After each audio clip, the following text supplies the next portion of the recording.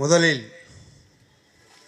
நேற்றைய முன்தினம் பொது உடைமை கட்சியின் பெரும் தலைவர், சுதந்திர போராட்ட தியாகி ஐயா நல்லக்கண்ணு அவர்களுக்கு நாம் அனைவரும் எழுந்து ஒரு நிமிடம் மௌனாஞ்சலி செலுத்துவோம் என்று கேட்டுக்கொள்கின்றேன்.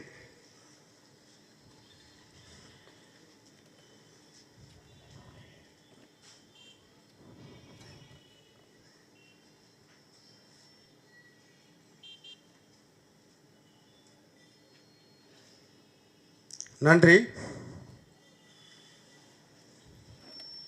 தாய் தமிழை வணங்கி தமிழ் தேசிய தலைவர் மேதகு வேலுப்பிள்ளை பிரபாகரனை போற்றி என்னை இந்த பட்டுக்கோட்டை சட்டமன்ற தொகுதியின் வேட்பாளராக கடந்த 21/2/2026 எங்கள் தலைமை ஒருங்கிணைப்பாளர் அண்ணன் செந்தமிழன் சீமானால் சுமார் 6 லட்சம் மக்கள் முன்னிலையில் என்னை அறிமுகப்படுத்தமைக்கு முதலில் நன்றியினை தெரிவித்துக் கொள்கின்றேன். நான் எப்படி இந்த தேர்தல் களத்துக்கு வந்தேன் என்பதனை எங்களது தொகுதி பொறுப்பாளர் அவர்கள் சற்று முன் கூறினார்கள். மற்ற விஷயங்களை பேசுகிறதுக்கு எங்களுடைய மாநில பாசறை ஒருங்கிணைப்பாளர் தம்பி இடும்பவானாம் கார்த்தியும், எங்கள் கொள்கை பரப்பு செயலாளர் தம்பி துருவன் செல்வமணி அவர்கள் இருக்கிறார்கள். நான் இந்த பட்டுக்கோட்டையில் இந்த நகரம் எவ்வளவு பிரச்சனைகளை இன்று தாங்கிக் கொண்டு விரைவில் இந்த நகரம் மனிதர்கள் வாழ முடியாத ஒரு சூழலை நோக்கி போய்க் கொண்டிருக்கின்றது என்பதனை உங்கள் முன் நான் சொல்கிறேன். பட்டுக்கோட்டையில் கடந்த 25 ஆண்டுகளாக அழிக்கப்பட்ட நீர்நிலைகள் எவ்வளவு தெரியுமா? முதலில் தலையாரி தெரு எல்லாருக்கும் தெரியும். தலையாரி குளம்னு ஒன்று இருந்துச்சு, யாருக்காவது தெரியுமா? மிகப்பெரிய குளம்.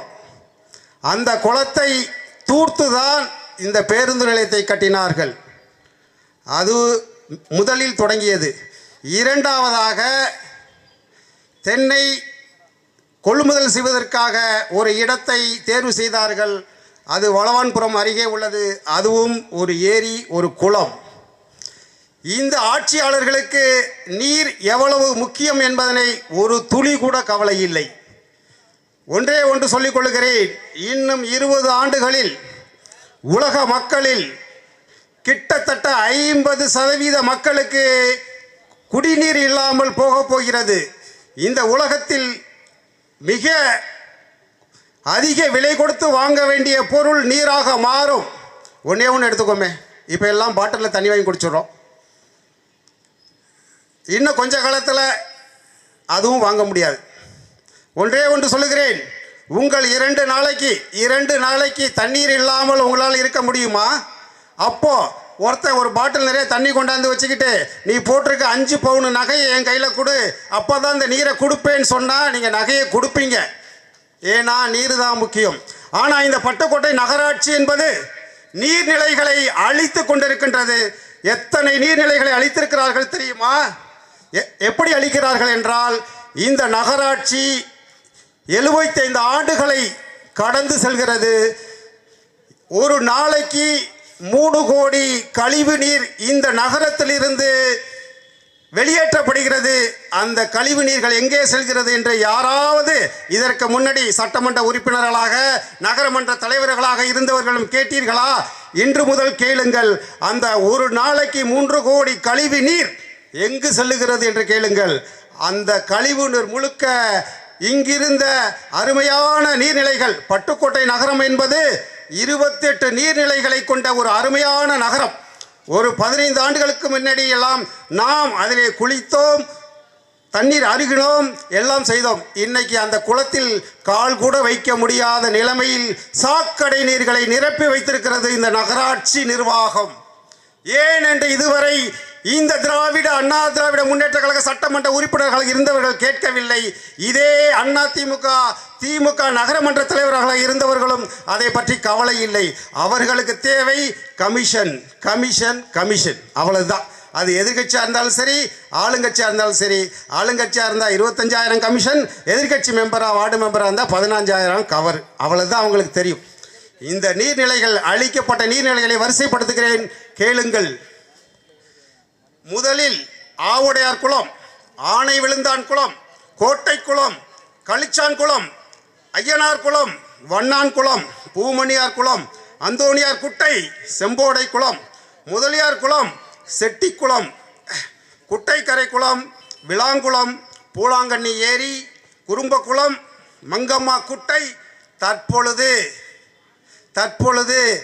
நகரத்தை அழித்துவிட்டு அடுத்ததாக இவர்கள் அழிக்க இருக்கிற மிகப்பெரிய ஏரி நைனாங்குளம் ஏரியும் முதல்சேரி ஏரியும்.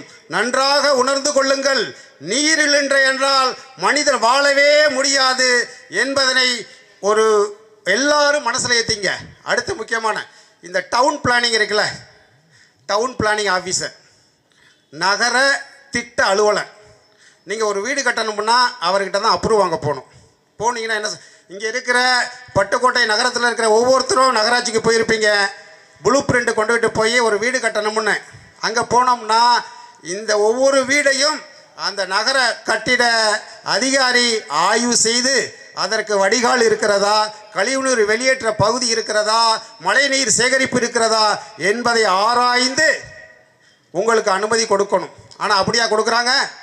போன உடனே என்ன சொல்லுவாங்க, வாங்க வீடு கட்டணுமா, இதெல்லாம் நீங்கள் நிவர்த்தி செய்யணும், அதெல்லாம் நிவர்த்தி செய்ய 1 லட்சம் ரூபாய் ஆகும், அதனால் நீங்கள் போங்க, அங்கே ஒரு ஜெராக்ஸ் கடை இருக்குது பாருங்கள், அங்கே போங்க, அவங்க எல்லாம் சொல்லுவாங்க. இது ஒவ்வொருத்தரும் நீங்கள் அனுபவிச்சுருப்பீங்க. இது நான் பொய்யெல்லாம் சொல்லலை, ஏன்னா நானும் அனுபவிச்சுருக்கேன். நீங்கள் போன உடனே என்ன சொல்லுவாங்க அந்த ஜெராக்ஸ் கடையில், எல்லாம் ஓகே, ப்ளூ பிரிண்ட்லாம் நாங்கள் போட்டு தரோம், 20,000 ரூபா இங்கே கொடுத்துட்டு போங்க அப்படிம்பாங்க. எவ்வளோ ஒரு கொடுமையான ஒரு நகரத்தை 75 ஆண்டுகளாக திட்டமிட்டு அழித்திருக்கிறது இந்த நகராட்சி நிர்வாகம். அதற்கு ஒரு மிகப்பெரிய எடுத்துக்காட்டு தான் கடந்த 15/2/2026 இந்த நகரத்துக்கு சம்பந்தம் இல்லாத ஒரு சின்ன ஆற்றங்கரையில், ஒரு ஆறு கூட கிடையாது, ஒரு வாய்க்கங்கரையில் சுமார் 20 கோடி மக்கள் வரி பணம் வீணாகப்பட்டுள்ளது. ஏன் பஸ்ஸில் தான் அன்றைக்கி உதயநிதி வந்து திறந்துட்டு போயிட்டாரு, ஏன் எல்லா மக்களும் பஸ் அங்கே விடலை? யாராவது கேள்வி கேட்குறீங்களா? எலெக்ஷன் வந்துடுச்சு. எந்தவித நகர திட்டமைப்பும் நகர ஒழுங்கும் இல்லாமல் ஒரு பேருந்து நிலையம் கட்டப்பட்டிருக்குது என்றால் இந்த தமிழ்நாட்டிலேயே பட்டுக்கோட்டையில் தான். அதுக்கு பேர் என்ன தெரியுமா? பாதையில்லா பேருந்து நிலையம். பாதையில்லா பேருந்து நிலையம். வீடு அழகாக கட்டிட்டு வாசல் கதவு இல்லைன்னா அது என்ன பயனுக்கு வரப்போகுது? எதுக்கு பயன்? அன்று உதயநிதி வந்தப்போ பார்த்தீங்கன்னா அந்த பாளையத்தில், நான் அந்த கல்லூரியில் தான் நான் படித்தேன்.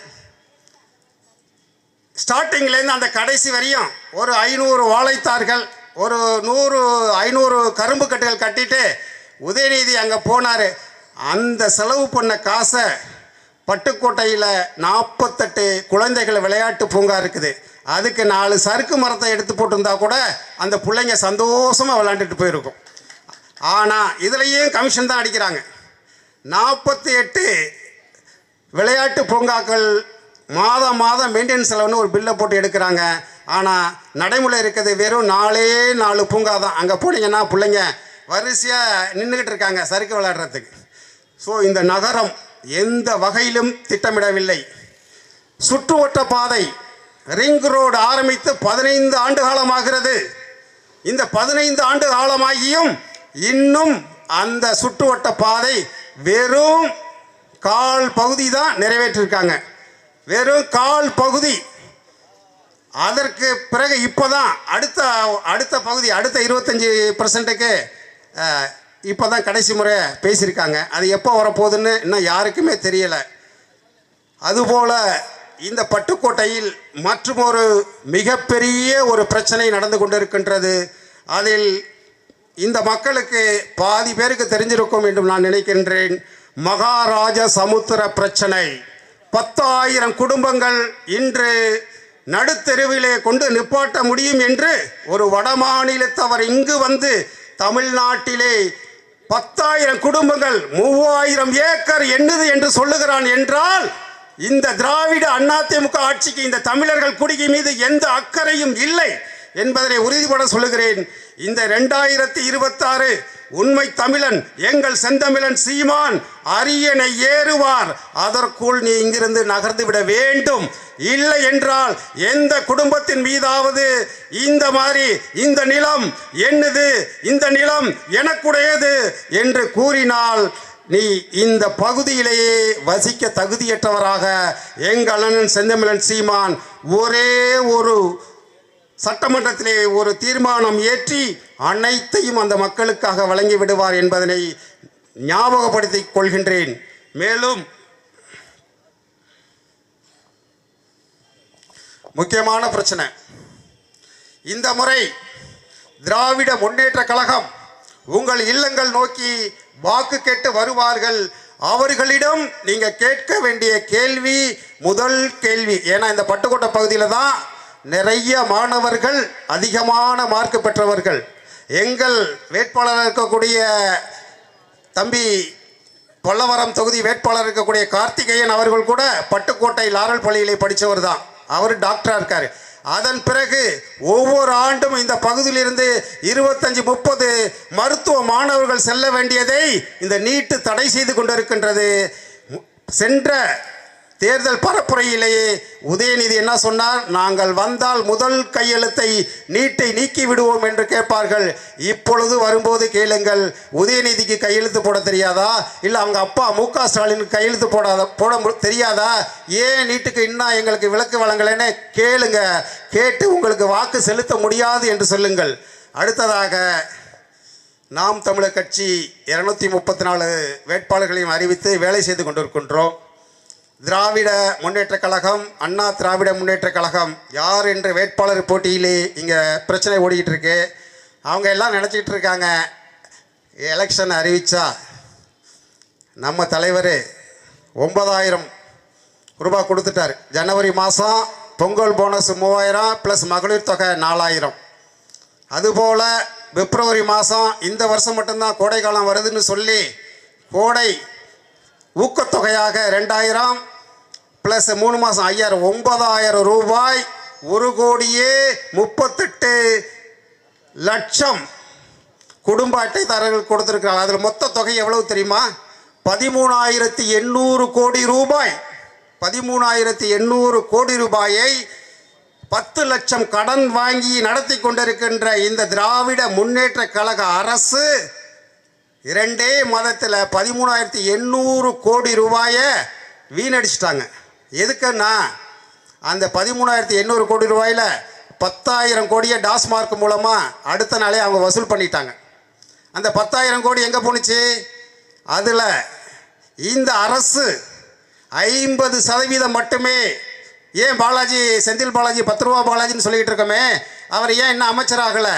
அதில் என்னன்னா இந்த அரசாங்கம் எப்படி கொள்ளையடிக்குது நல்லா புரிஞ்சுங்கோ. ஒரு நாளைக்கு ஒரு மாதத்துக்கு 10,000 கோடி ரூபாயை இந்த டாஸ்மாக் நிறுவனம் பெக்யூர்மெண்ட் பண்ணுறாங்கல்ல, வாங்குறாங்கல்ல, அதில் 50% மட்டும்தான் அரசு கணக்கில் வருது. மற்ற 50% கணக்கு இல்லாமல் வருது. 12 மணிலேருந்து நைட்டு 9 மணி வரை விற்கிறது தான் அரசு கணக்கு. அதுக்கு பிறகு 24 ஹவர்ஸ் விற்கிறது எல்லாமே அரசு கணக்கில் கிடையாது. நேரடியாக திமுகவோட ஏஜென்ட்டு 19 ரூபாய்க்கு வாங்கி 150 ரூபாய்க்கு விற்கிறாங்க. ஸோ இந்த எலெக்ஷனுக்கான காசை அவங்க ஆல்ரெடி கையகப்படுத்திட்டாங்க. ஒன்று மட்டும் சொல்லிக்கிறேன், நீங்கள் அரசாங்க இதுவரைக்கும் கொள்ளையடித்த பணத்தை கொடுத்து ஓட்டு கேட்டாங்க. இந்த முறை மக்கள் வரி பணத்தை கொடுத்து ஓட்டு கேட்குறாங்க. ஆனால் நீங்கள் கொள்ளையடித்த பணத்தை கொண்டு இந்த முறை பட்டுக்கோட்டை பகுதியில் நீங்கள் வெற்றி பெற்று விடலாம் என்று கணக்கு போட்டு கொண்டிருக்கின்றீர்கள். ஆனால் நாங்கள் எங்கள் கொள்கையையும் எங்கள் கோட்பாட்டையும் அனைத்தையும் மக்களிடத்திலே கொண்டு சென்றிருக்கின்றோம். ஆகவே நீங்கள் எந்த சூழலில் வெற்றி பெற முடியாது. மற்றொன்றையும் சொல்லிக்கொள்ள விரும்புகிறேன். நான் வெளிநாட்டில் இருந்தவன் என்பதால் எனக்கு இந்த பகுதியிலிருந்து கிட்டத்தட்ட ஒரு 10,000 வெளிநாட்டில் வசிக்கிறவங்க இருக்காங்க. ஏன்னா இங்கே எங்களுக்கான வேலைவாய்ப்பு இல்லை, எந்த ஒரு உயர் இண்டஸ்ட்ரீஸ் கிடையாது. அதனால வெளிநாட்டில் வேலை பார்த்துக்கிட்டு இருக்கோம். இப்போ நாங்கள் சென்ற முறை போனோம், மண்டலக்கோட்டைக்கு போனோம். அங்கே போனப்போ அவங்க வீட்டில் பெருசாக ஆளுங்கட்சியோட காலண்டர் மாட்டியிருக்கு. அவங்க அம்மா என்ன தெரியுமா சொன்னாங்க, சென்ற எலெக்ஷன்லேயே என் தம்பி என் புள்ள வெளிநாட்டில் இருக்கான், அவன் சத்தியம் வாங்கிட்டான். என்னம்மா சத்தியம் வாங்கினான்? ஏம்மா அவங்க கொடுக்குற 1000 ரூபா வேணுமா, நான் மாதம் மாதம் அனுப்புகிற 1 லட்ச ரூபா வேணுமான்னு நீ முடிவு பண்ணிக்க அப்படின்னு கேட்டு சத்தியம் வாங்கி விட்டார்கள். 10,000 குடும்பத்திடம் தனது பிள்ளைகள் தன் தாயிடம் சத்தியம் வாங்கியிருக்கிறார்கள். இந்த முறை விவசாயி சின்னத்தை தவிர வேற எதற்கும் வாக்களிக்க கூடாது என்பதனை, ஆகவே நான் உறுதியாக வெல்வேன். இந்த பட்டுக்கோட்டை நகரத்தை மறுசீரமைப்பு செய்து மிக உயர்ந்த தரமான நகரமாக ஆக்குவேன் என்பதனையும் உறுதிபட உங்கள் முன் சொல்கிறேன். அடுத்ததாக நான் ஒரு உறுதிமொழியை இந்த பட்டுக்கோட்டை சட்டமன்ற தொகுதி மக்களுக்கு நான் வழங்குகிறேன். எனது வேட்புமனு தாக்கலின் போது எனது சொத்து கணக்கு நான் இந்த தேர்தல் ஆணையத்திடம் கட்டாயம் வழங்குவேன். அடுத்த 5 ஆண்டு முடிந்த பிறகும் நான் வெற்றி பெற்று சட்டமன்ற உறுப்பினராக போவேன். மீண்டும் இதே தொகுதியில் நான் 2031 வேட்புமனு தாக்கல் செய்வேன். அப்பொழுதும் எனது சொத்து மதிப்பை நான் தேர்தல் ஆணையத்திடம் மட்டுமல்ல இந்த மக்கள் முன்னிலையிலும் வைப்பேன். எனது சொத்து எனது குடும்ப வருமானத்தை தவிர இந்த அரசியல் கட்சியிலிருந்து நாங்கள் சொத்து சம்பாதிக்க வந்தவர்கள் கிடையாது, பொதுமக்களுக்கு சேவை செய்ய வந்தவர்கள். நான் சொத்து சம்பாதிக்க வேண்டுமென்றால் இன்னும் 20 ஆண்டு காலம் நான் நிரந்தரவாசம் பெற்றவன், சிங்கப்பூரிலே நிரந்தரவாசம் பெற்றவன், அது கிடைக்காம பல பேர் இருக்கிறாங்க. எனது மாத வருமானம் இந்திய ரூபாயில் 7 இலக்கங்களை தாண்டியது. நான் சம்பாதிக்கவில்லை. தமிழ் தேசியத்தை காக்கவும் அண்ணன் செந்தமிழன் சீமானை முதல்வராக ஆக்குவதற்கு மட்டுமே இங்கே வந்திருக்கிறேன். எனது நிரந்தர வாசத்தையும் நான் சரண்டர் செய்து விட்டேன். இனி இந்த பட்டுக்கோட்டை மக்களுக்காக மட்டுமே உழைப்பேன் என்று உறுதி கூறி எனக்கு இந்த வாய்ப்பை தந்த அண்ணன் செந்தமிழன் சீமான் உட்பட்ட இந்த பட்டுக்கோட்டை சட்டமன்ற தொகுதி நாம் தமிழர் கட்சி பொறுப்பாளர்கள் அனைவருக்கும் எனது நன்றியை தெரிவித்துக் கொண்டு, தாய் தமிழ் வாழ்க, தலைவர் பிரபாகரன் வாழ்க என்று கூறி நாம் தமிழர் என்று உறுதி ஏற்றுக்கொண்டு விடைபெறுகிறேன். நன்றி, வணக்கம். நாம் தமிழர்.